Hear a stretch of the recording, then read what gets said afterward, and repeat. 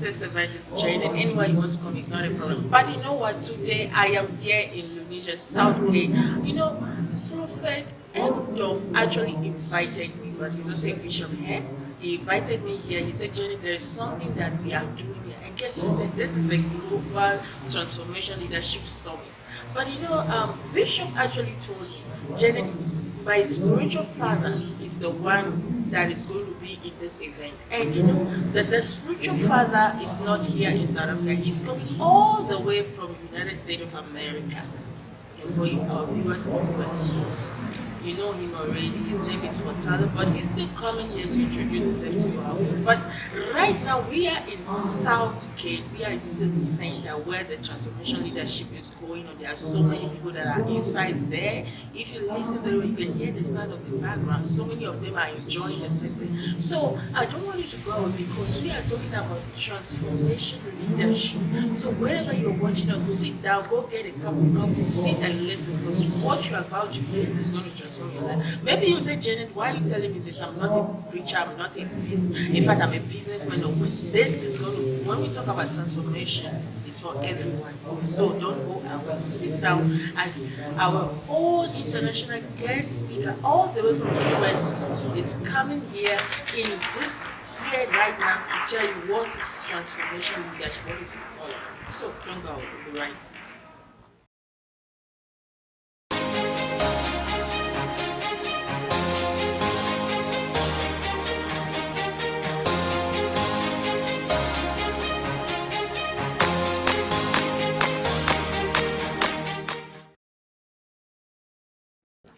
Yes, viewers, I'm sure you may have grabbed your coffee. Welcome back. This is JTV Show.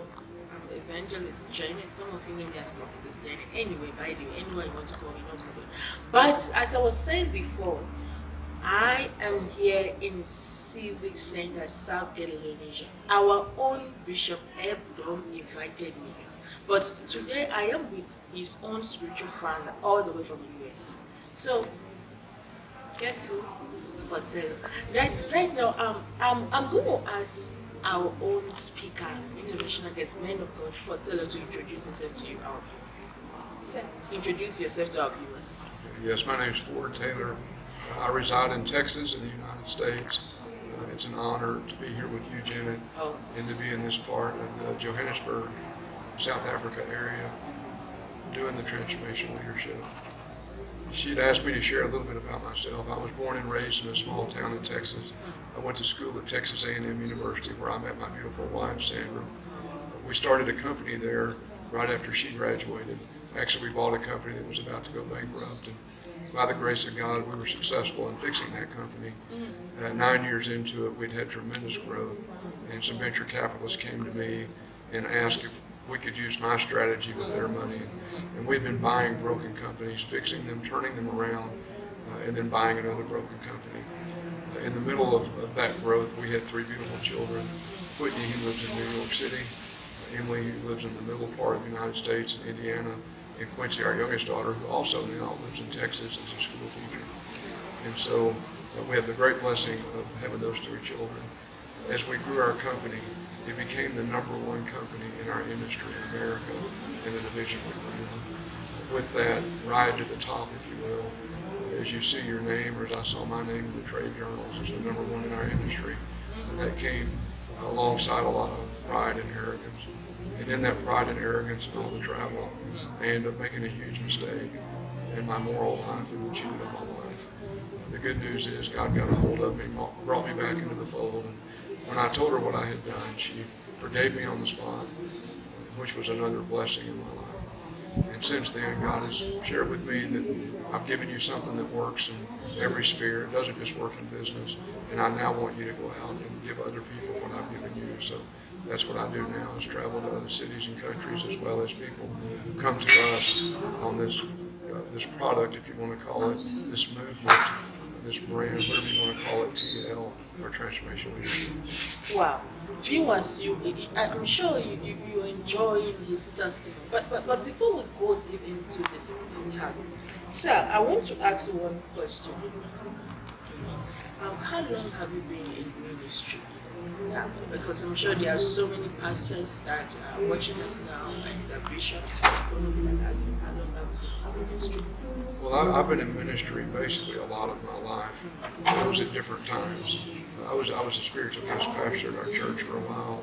I was the youth discipleship leader even when I was 17 years old in our church then. So I view myself as being in ministry since the beginning. I had a big fall out of that. I have a little bit different view on ministry. I actually believe that if you're a Christian, that makes you a shepherd, and if it makes you a shepherd, that makes you a minister, which makes you a pastor. And so I believe that no matter what sphere of influence, no matter where you get your vocational income, stay-at-home mom, stay-at-home dad, that at some level we're all leaders, but we're also shepherds. And so from my definition of minister, it's pretty much everything I do. Whether I'm consulting in a company, growing a company, working with the government, working with the education system, or parenting my children, or being a husband. And so it's been many, many years. Let's go deep into your vision. You know, before I asked the question, you were thinking about something very sensitive. You know, first of all, what is transformation? Let's take it from there. You know, transformation comes from the Greek word metamorpho, which we translate into English into metamorphosis, which means change. And so transformation is changing from something you are to something different. Transformation is a process, it's not an event, and it takes place over time. Now, I had one transformation that went the wrong direction, you know, from being something that was not bad to having a big fall. So the transformation can go either way. But what we're talking about now is transforming really into the likeness of God, the likeness of Jesus, to become more like Him so we can have a greater impact on the spheres, the culture, the people around us. Yeah. Your early testimony, you talk about how the vision of transformation leadership came from. You know, you started by saying that this company bought it when it was going bankrupt. Now, maybe an entrepreneur is watching us now and they're in this situation now. How did you believe that going into that kind of business risk, venture can you can bring back the business? What drove you that you have? Well, you know, the business we started back when we started, it was not a business that everybody had. It was a screen printing, bumper sticker kind of business. 40 years ago, screen printing T-shirts were not everywhere. You know, they weren't even that normal.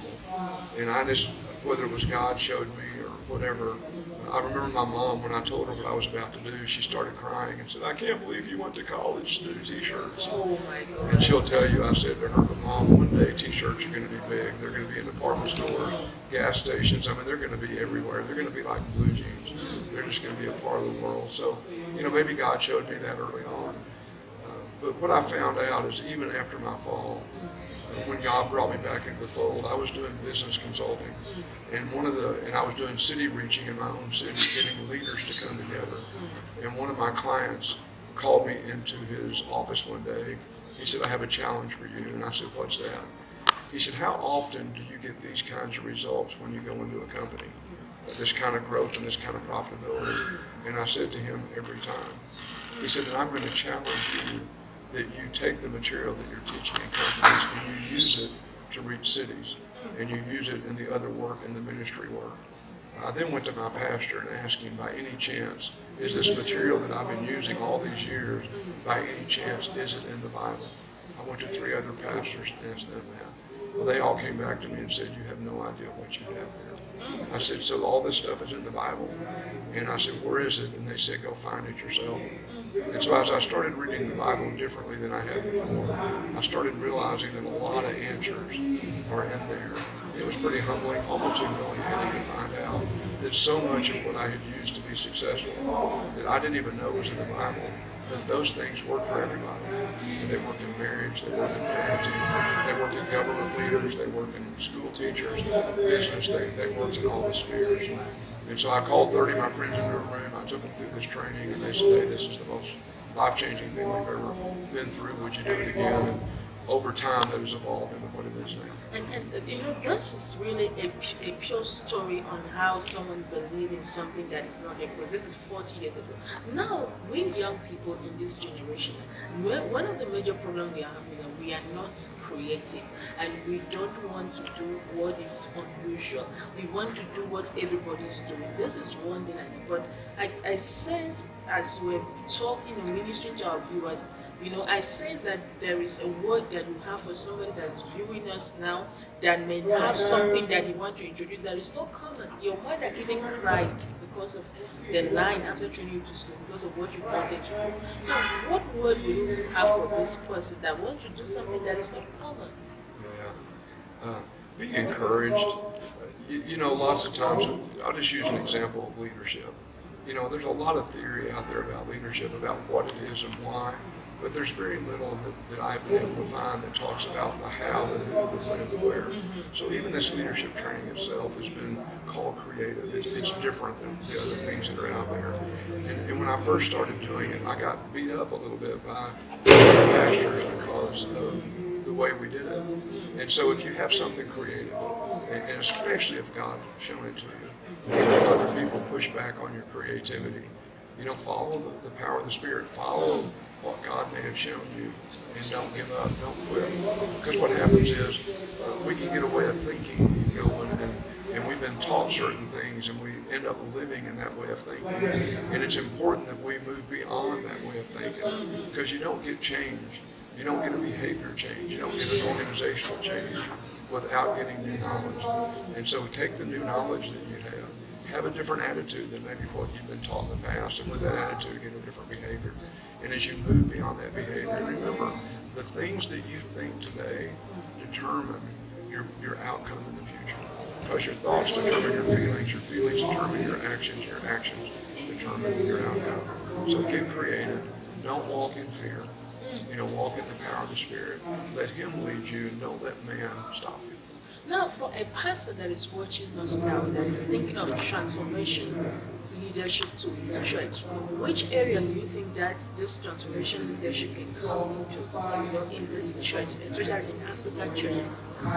Well, what we get told by pastors, you know, as well as the other spheres of influence, that the material you have touches every single aspect of our church. It touches the preaching, it touches the giving, it touches I actually believe that everything we do is worship.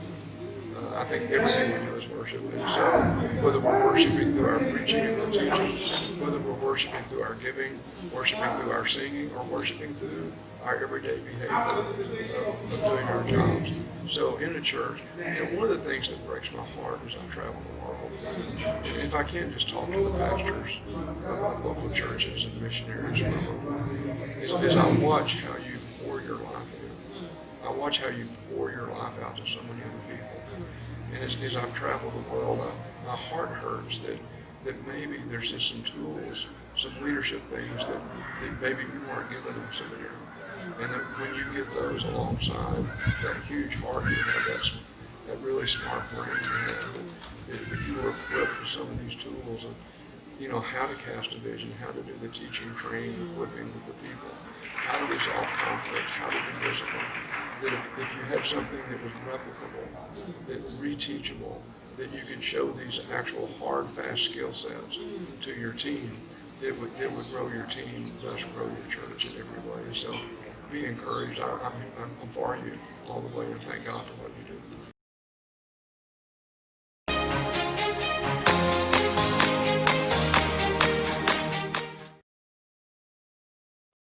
And let's talk about transformation leadership in this month in South Africa now.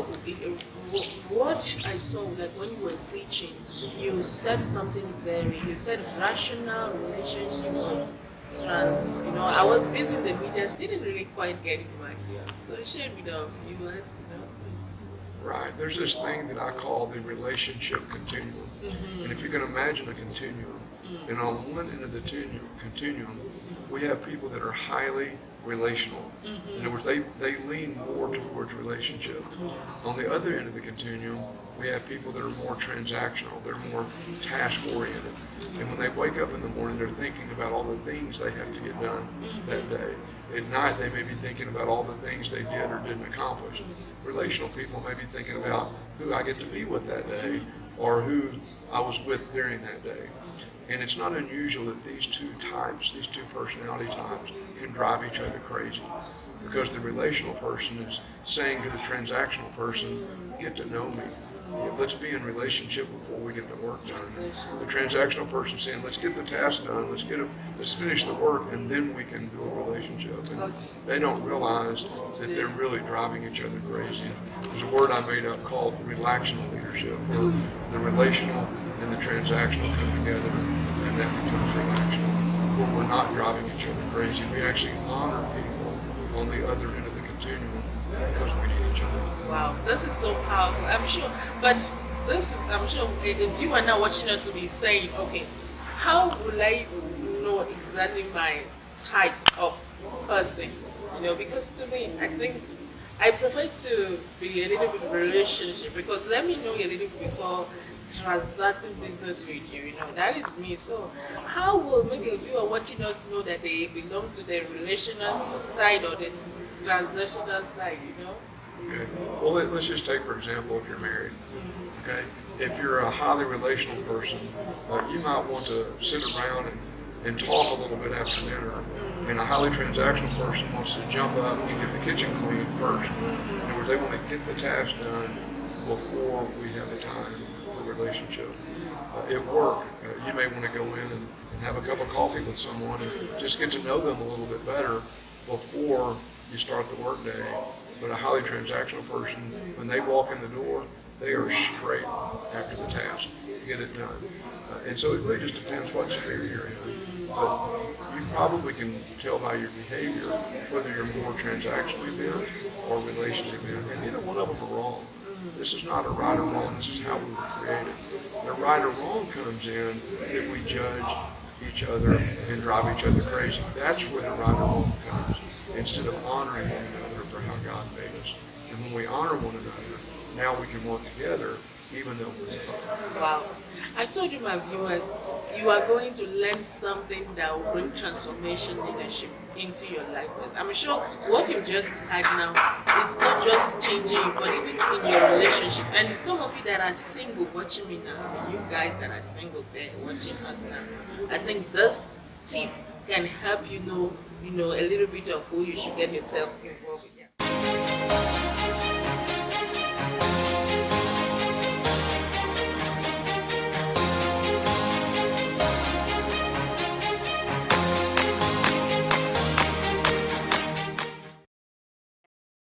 Welcome back, viewers. Like I told you, this is Transformation Leadership. I have a powerful bishop from Pinoni. Some of you, my viewers, there now, you'll be like, do I know the bishop? Yes, you would know him because he's all over the place. He's one of the most influential bishops in Ikuleni there in Benin. And guess what? Bishop, I'm sure some of them in Ikuleni now are like going to say, who is this bishop? He's not the person that Bishop Jones. So, but then I'm going to ask Bishop to introduce himself to you, our viewers, especially you, our viewers that are in Ikuleni, Binoni, Bosberg, Brapan, Doll Park, all those areas. It's not even where I'm staying. So you are happy now, so don't go out. Bishop, introduce ourselves to our GT viewers. Thank you very much, Mrs. for having me on the interview program, and also to the viewers outside there. It is an honor that I can be invited to come and speak one or two things. Well, I'm Bishop Jones, and I'm the resident pastor of Hope of Glory Tabernacle in Benoni.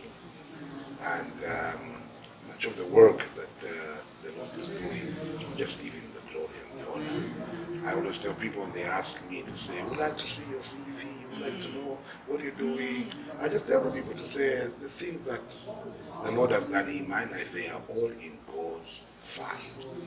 That is what I just tell the people. So like for today, we're coming to the TL, leading the Transformational Leadership Program. It is one of the things that is very close to my heart. I am involved in leadership development, and I see what the Lord is doing in the lives of the leaders. So with for Taylor to come through, it is like an answered prayer to me.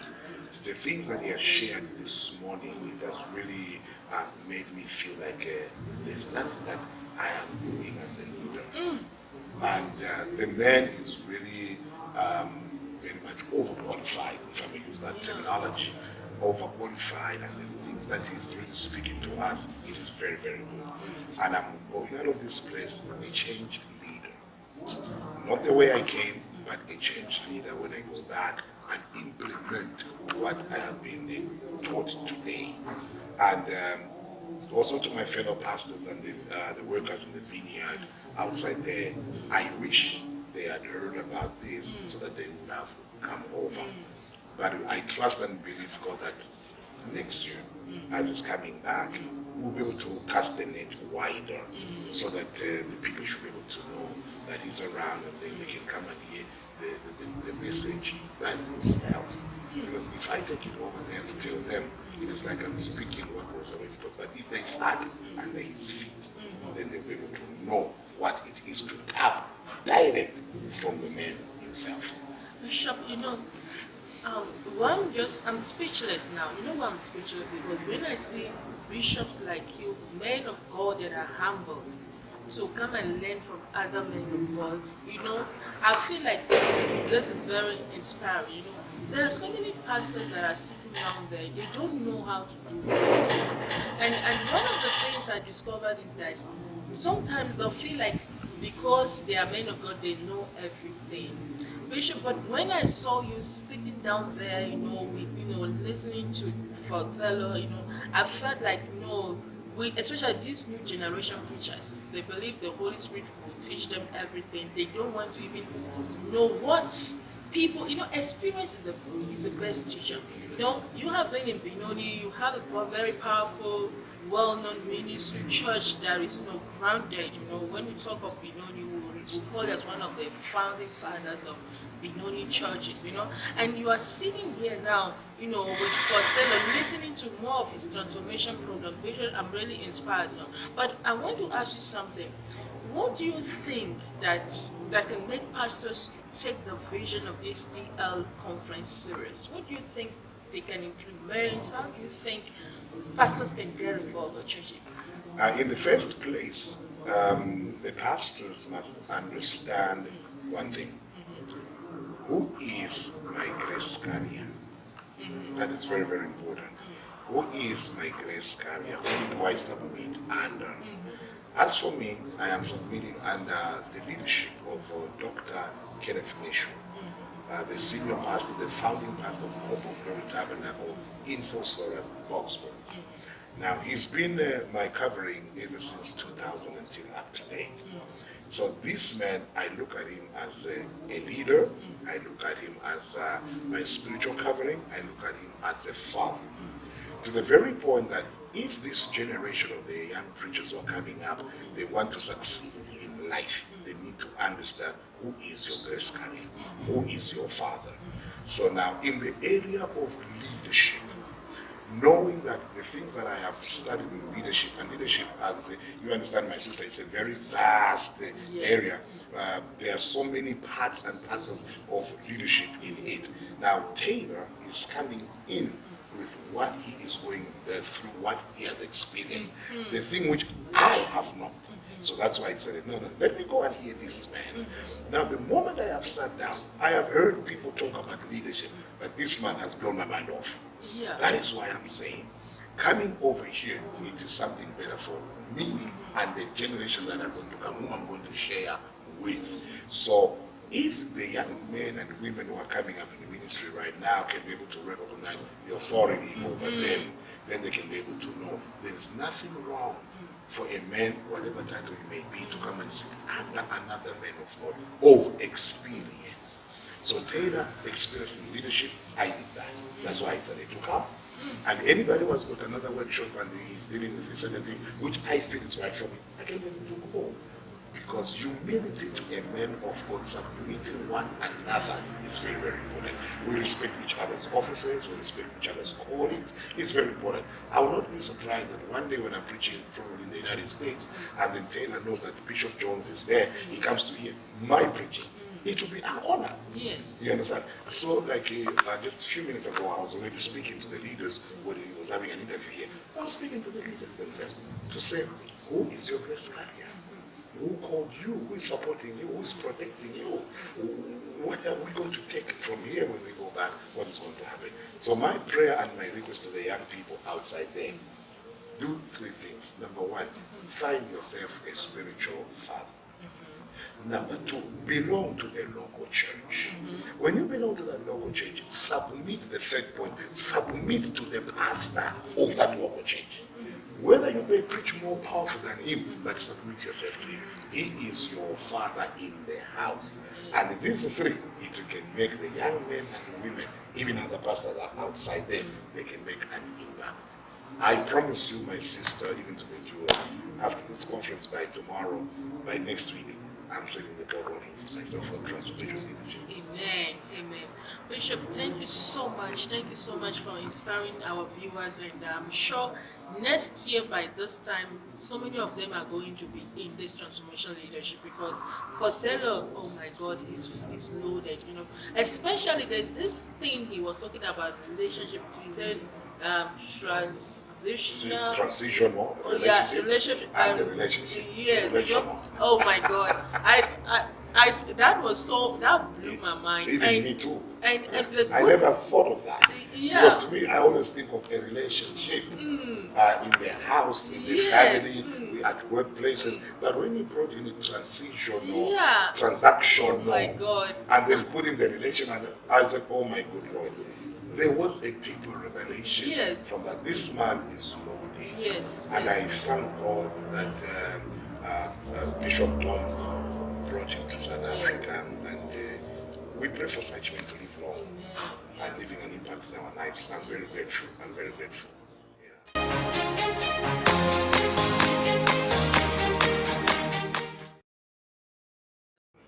Viewers, this is it. But before Bishop Jones will say bye-bye, Bishop, is there any upcoming program you have in the church there? I know you didn't give them the address. I'm sure some of them would love to visit, to just ask you, really, let us hear. Well, normally we have church programs, but now I'm no longer pastoring a church. I have moved into leadership development, but the local church is there in Benoni, and then the address is what is it now? 2507/1 Jungle Street in Watford.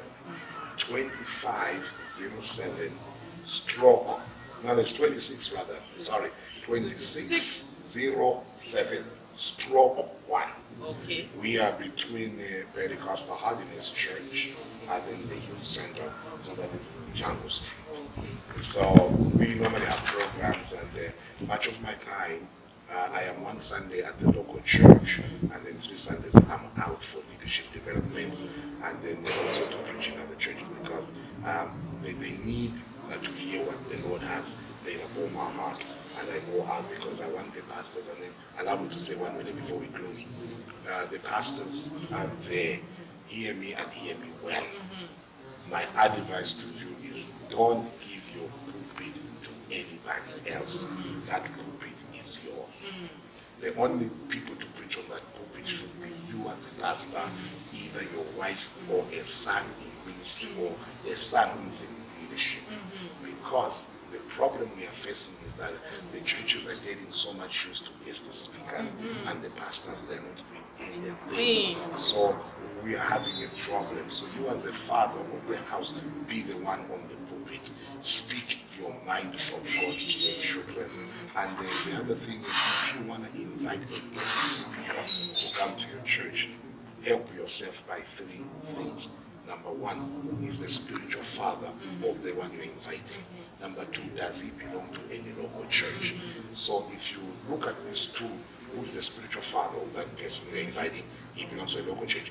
Go behind him phone the spiritual father about him. How is he doing in the local church? If there's a positive result, then you can invite him. But if it's a negative, don't. Lastly, the one invite on your pulpit must have good relationship with his own wife or husband. Because you can't pastor a church and yet you have got problems in the house. Because the spirits make men. So whatever he can come up or she can come up with, she's got problems, he's got problem at home or whatever, the church can never run properly. So make sure these three are intact. And I know some of them outside there, they may not like what I'm saying, but the truth is the truth. Amen, amen. For you, our viewers, this is it now. I will still be bringing to you more powerful men of God on this transformation leadership. You've heard from our own Bishop Jones, powerful advice for pastors and, people in leadership here. My name is Prophetess Janet, Evangelist Janet. Don't go out. We'll be coming back to bring to you more men of God. Thank you, God, Bishop Jones. Thank you so much. This is powerful. Yeah. Thank you so sir. much. Yeah. God bless you.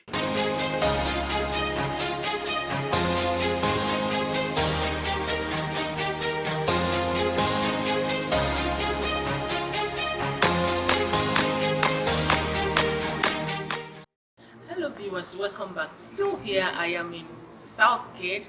I am here in Civic Center, still on transformation leadership. As you all know, we are talking about transformation leadership, and you've seen for Taylor telling us more about it, seen Bishop Jones, and right now I am with the bishop, the big bishop himself. I've already said Bishop, don't Bishop name today. Right now I am here with Bishop F. Dom Ecclesia. Yes, Bishop? Yeah, this is Bishop Dom Escalades Jr. I am a Nigerian, and then being trained in the US with CMA Christian Missionary Alliance on transformation. And I was opportune to be meet for Taylor back in the US, and he's doing the same thing I was trying to do, and I understand he's got better knowledge about transformation. So I went in partnership with him, and we've been doing this thing all over Africa. And I invited him to South Africa for us to do this thing together to transform lives over here. It's been awesome. And Bishop, you said you're from Nigeria. We have a lot of viewers from Nigeria. For you, my viewers from Nigeria, we are here now with your own brother. Like you always know in JTV, I always say that if anywhere you're from, you always have somebody from your place. So Bishop, let's talk about transformation leadership in Nigeria. Let's go to Nigeria. What do we see? Actually, transformation, the first place that I brought for Taylor was Nigeria. We came to Nigeria in 2012. I came back in 2011, and I came and see how the place is. And I brought for Taylor to Nigeria 2012. We did something in Lagos State called the Meridian. We did another thing in Shagamu, another city close to Lagos. It was awesome. With the transformation leadership in Nigeria, a lot of people were transformed. Too many pastors came. We had about 600 pastors in the meeting, just pastors, but we had so many other people that came around. It was transformation, awesome.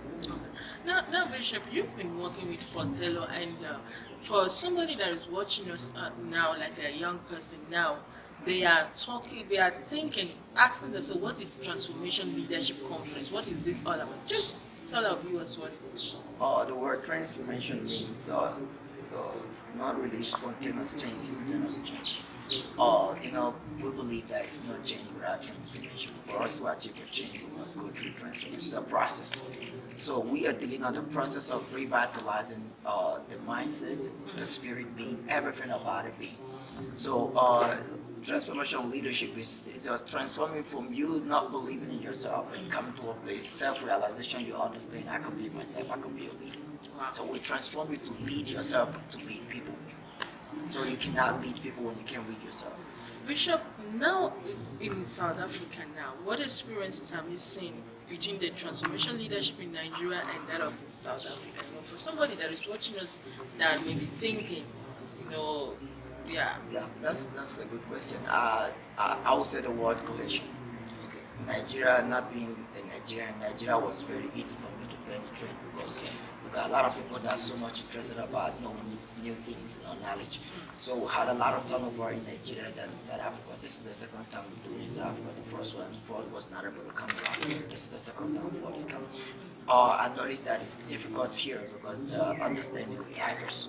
But Nigeria is more centric than South Africa, so we're able to get more people in Nigeria than South Africa. Now, someone is watching us and they'll be saying, okay, Nigeria, South Africa. What about the French country? Because we're talking about now Africa. Yeah, it's not a problem because, like me, I joke on the French uncle. I understand French. I try to speak French.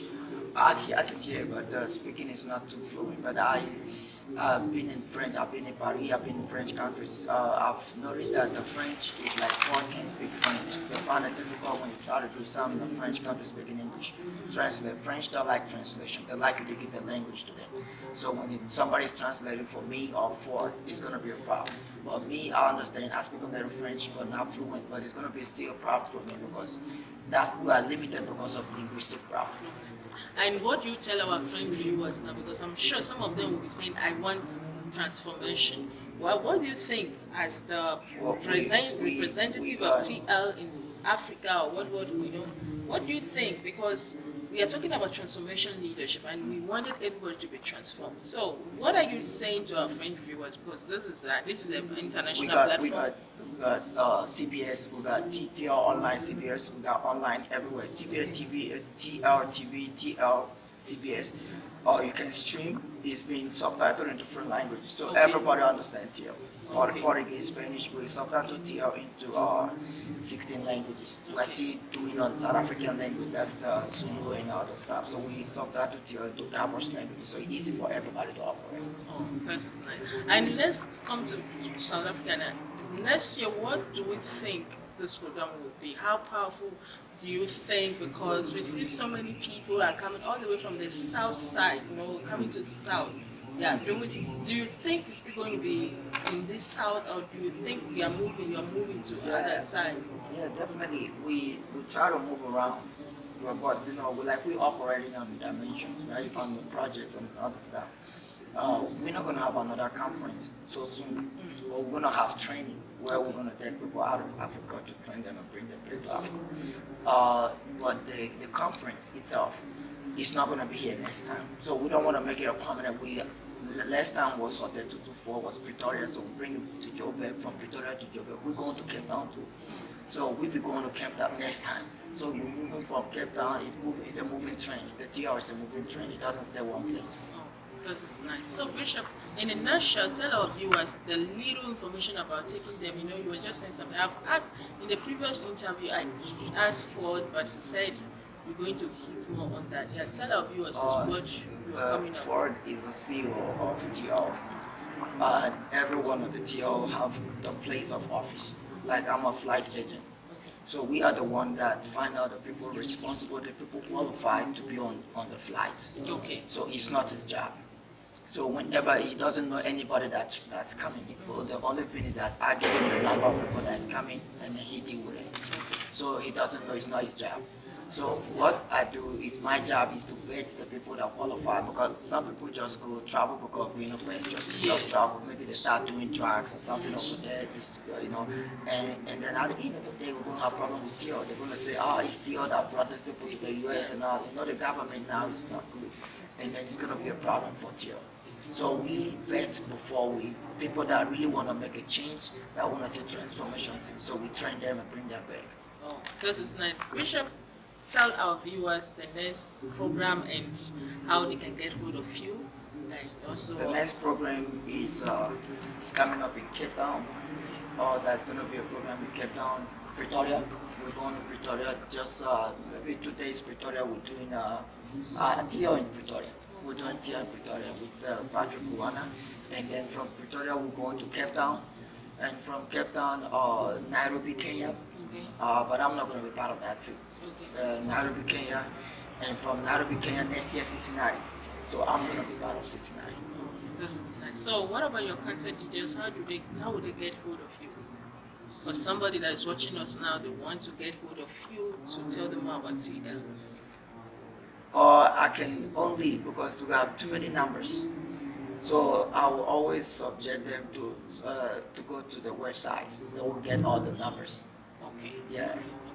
Thank you, Bishop, for coming in and for organizing this. And for our viewers, this is it. I'm sure by the grace of God, next year JTV will be coming and probably will be going live to tell you more about transformation. Probably maybe we'll be bringing some attendees that are in this transformation leadership. And you know what? Keep watching our JTV show. God bless you. I am out of here.